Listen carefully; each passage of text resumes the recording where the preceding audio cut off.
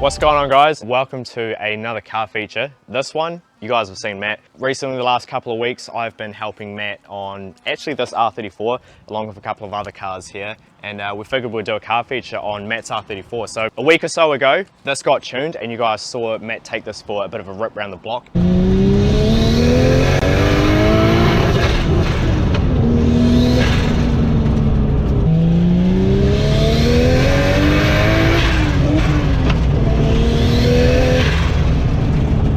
This thing hauls. You've had this for a while, well, probably about a year. Yeah, 12 months, I think, eh? But this has had, it's given you some grief. Oh, the whole time I've had it, it's given me nothing but grief. But to be fair, we built it out of another car. So everything come out of something else and got put into this, and we just said we'd make do. And I mean, it didn't really give grief until tune day, because every other tune it was perfectly fine. But tune day, it really gave us some grief, and then with the help of you, we pulled through, got there. It still give us grief with like the clutch and stuff and the slave cylinder, but we'll get there and do that in due time.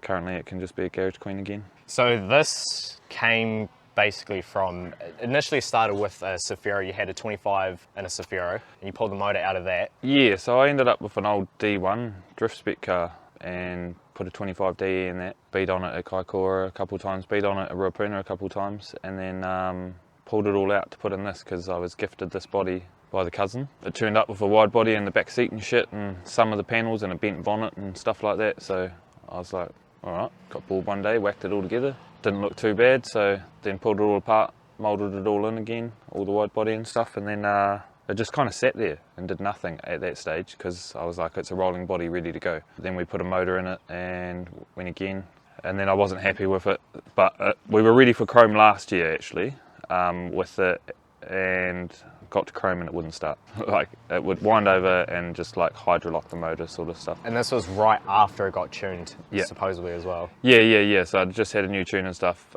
Turned out it was the wiring. The wiring had actually corroded up inside the harness and gone to like black wire, so it wasn't copper and there was no signal transferring through. So it was no one's fault really, other than the fact of how poorly everything for the vehicle was previously stored for the 10 years prior.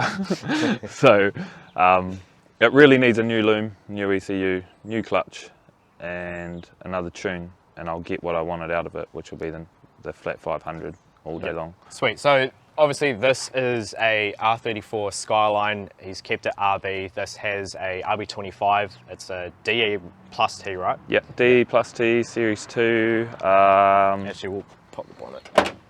We'll just show you guys the good part first. So yeah, it's just a 25DE, 555 Nismo injectors, China's finest front facing plenum, Garrett something. Garrett does the job. Yeah. And yes, this is a genuine Garrett turbo, even though it may look like a China turbo because of the polished cover. It is actually a genuine Garrett turbo. Yeah, and unopened, fully unopened. So we literally just leaned on it. On the thing, if it blew, we'd just ARP it out and steel head gasket and stuff and go again. But it's become quite reliable, so we're just going to probably leave it as is, and other than get to that 500 I want until it breaks, and then we'll open it up and ARP it. Yeah, so this is a hybrid manifold. I actually run the same manifold on my drift car. And China's finest wastegate, mate, 38 mil. Yep. And the little screamer pipe that we made up. Yep. And then, oh yeah, we've got to get that MAF pipe replaced actually, but if we're going to do new ECU and stuff, that'll be obsolete for the next tune, so it won't matter. Sweet. ECU wise, you want to go Link? Yeah, it'll get a G4 in it. Yep. Yeah, so one of the other cars is getting upgraded for its new gearbox, so it'll need a flasher ECU to control the gearbox and stuff like that. So thankfully to the cousin, I'll also get a 25 dep big box for it as well, because it's only got a 30E kangaroo box in it at the moment, pushing you know, just like literally just shy of 400 and pushed over 400 on it. Yeah, I shattered one at 360, so... Yeah, I've got a bit of mechanical sympathy though, so I'm not like real hard on the gear, I'm just somewhat hard. I spun out and I was frustrated and I was just like, kick the clutch and second gear just said see you later. Yeah, if you don't kick the clutch stationary, they're pretty good, but I mean, I've literally done 2 fifth gear standstills on this gearbox and not blown it up, so...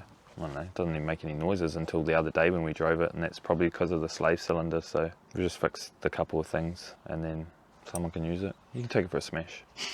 So moving on, suspension wise, this obviously has adjusties. Full HKS adjusties right round, hard race upper camber arms at the front. It's got your R33 cut and shut knuckles, which I think are Tomlin. I believe I can't actually remember what they were. I believe they're a real early series Tomlin knuckle from looking at them. Yeah, so the angle kit in this, if you guys remember back to my Kaikoura hack, my R33, the suspension in that is now in this. Well, not suspension, angle kit and stuff. Yeah, the angle kit and stuff, and then other than that, the rear end's pretty stock standard, 5x1 axles, R200, and then the fuel cell and the boot and shit, a couple of pumps and a surge tank. What every simple person needs, bro. Like, I mean, you know, you've seen that we do it on a ridiculous scale as well, but I'm simplistic because I've got a family that comes first before all of this stuff, so this gets the secondaries in my eyes. Yeah, well, this is still an awesome car, and oh, like I said, there's some sick variety that does go on here, and you do get some hand-me-down parts, but the hand-me-down parts you get are most people's dream parts. Eh? Yeah, well, we got this BMW here. It's a fully forged RB26. Got a GTR there, Jackson's S14's in the garage for 25 det. That's getting a TTI sequential. Yeah, there's another S14 with a TTI sequential that comes here that we're doing some work on soon. So tomorrow, I think. Tomorrow, actually. yeah. Hopefully it arrives back from spec tomorrow, and then we'll change all the angle kit out and shit, ready for Wednesday on drifting. Oh, that's all you though, bro. Eh? Yeah, I'm actually robbing the knuckles off my drift car because the knuckles that are in it, we think the point of the tie rod is not low enough, so we're just going to swap my knuckles in and just see if that fixes the issue for right now, for Wednesday anyway, and then I actually believe it's going to go either Wisefab or FDF. Yeah, FDF. Yep. That will pretty much wrap it for this one, guys. I will chuck a link to Matt's Instagram in the link below. He's going to take it off private, so go follow him, and yeah, keep up to date with this. You guys are going to see plenty of this, plenty more of Matt. We're going to be doing so much coming up in the future. Yeah, I'll go through my phone and upload some of the build pictures and stuff, because I'm pretty sure there is some breakdown pictures from what it originally looked like when it got here, right from the engine bay being done one day sporadically, and then the wide body being put on and shit. So you put this on, you actually molded it in instead of just riveting it on. Yeah, so it's all glued and molded in. I think it's down here. The only bit that it's got a rivet's there actually, and that's because it pulled off the door after the fact.